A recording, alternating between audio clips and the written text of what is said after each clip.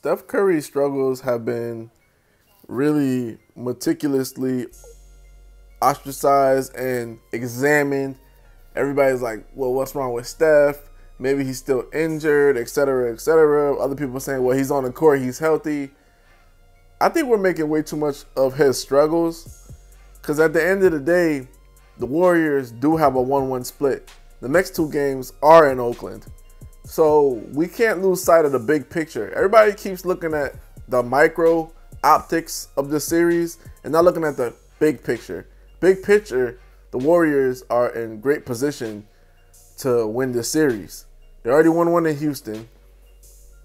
And the way that Houston won game 2, it's not indicative of how they play basketball the entire playoffs and how they're going to play the entire series. You're not going to expect PJ Tucker, Eric Gordon, and also Trevor Ariza to go for 20-plus points for the entire series for the rest of the 5 games. Like, it's just crazy how we all get sucked in, because the thing about the Warriors, they have so many stars. And when we look at their stars, we always compare them to a LeBron James or a Michael Jordan, or just when we say star player, anytime that they don't have a performance that's up to our standard, we go all out, we go dumb, we go crazy, we go hyphy. But you guys got to simply remember this, guys. The Warriors don't play basketball in an isolation style. And if ever they fall into that trap, they lose the games. It's not about one person's effort or one person's struggles. It's about the entire team's effort, the entire team struggles. Last time the Golden State Warriors made it all about Stephen Curry and his struggles, they ended up blowing the 3-1 lead.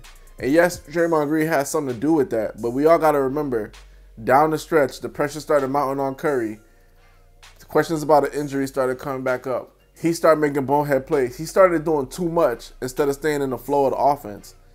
So what the media is trying to do, essentially, is baiting Curry into saying, you know, F you guys, I'm going to come back and show you. I'm going to jack 10 threes. I'm going to do this. I'm going to not run the offense. I'm going to show you. I'm going to take guys one-on-one. I'm going to do what I got to do to show you guys I'm not hurt. I got to eradicate, like Stephen A. says, I have to eradicate the notion that I'm a liability, this, that, and the third. That's a mistake, guys. If the Golden State Warriors are going to win this series, it's by a collect team effort. They can't have Klay Thompson have bad games, Draymond Green have bad games, and Iguodala have bad games, and then think, oh, okay, we're going to win this series. Everybody has to be solid. If you notice game 1, Durant had a monster game. Curry didn't have such a great game, but last time I checked, 8 for 15 is pretty solid in my opinion. Isn't that over 50%, guys? I don't know. Do your math. Maybe some of us forgot to go to math, but anyway, last time I checked, that's a good stat line. And Klay Thompson had 28. So if they could just continue to get balanced scoring, then they're in a good shape, guys. You don't expect PJ Tucker, Trevor Ariza, and Eric Gordon to light you up every single game. Just in the opposite, you don't expect Klay Thompson, Stephen Curry to be held in check the entire series.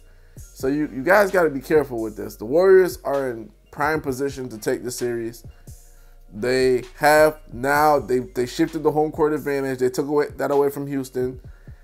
And they just have to stick to their game plan. Anytime they deviate from their game plan, they get blown out. You saw that when they lost to the Pelicans. They got blown out by like 20-something. And then they got back to the game plan and righted the ship. But I think Stephen Curry's struggles basically are overblown, guys. Yes, they're pounding him on the defense. Yes, they're taking advantage of him on the defense. But I'm telling you guys something. As soon as they make an adjustment, hey, Curry, stop reaching so much. Play him straight up. Guys, let's double James Harden on a pick and roll. Let's make PJ Tucker the roller, and now he has to make plays. Let's make Trevor Ariza the roller. Now he has to make plays. That's when the series is going to shift, ladies and gentlemen. And when James Harden doesn't know when the double is coming, if it's coming, whatever the case may be, that's when the turnovers come. So it's all about adjustments. It's all about keeping your poise. It's all about not getting caught in the moment. Because just because Houston won game 2, everybody's acting like Houston won game 2 on Golden State's floor and Golden State had home court advantage. No, guys. It's the other way around. And I'm telling you right now, the Golden State Warriors play better at home.